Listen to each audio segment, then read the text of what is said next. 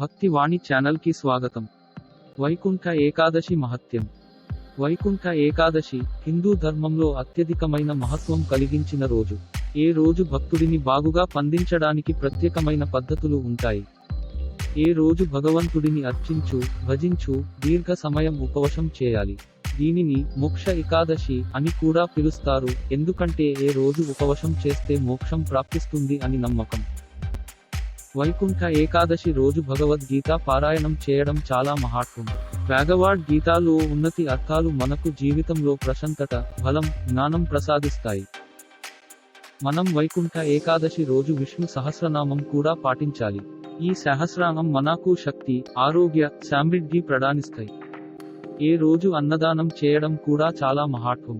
ఏ పనిని చేసిన ప్రతి ఒక్కరూ స్వర్గాలకు హక్కు కలుగుతారు. వైకుంఠ ఏకాదశి అనగానే మనకు మొదలు గుర్తొచ్చేది తిరుమల తిరుపతి దేవస్థానం. అక్కడ ఎవరికైనా వైకుంఠ ద్వారా దర్శనం చేస్తే కోటి జన్మల పుణ్యం. Please like, share and subscribe.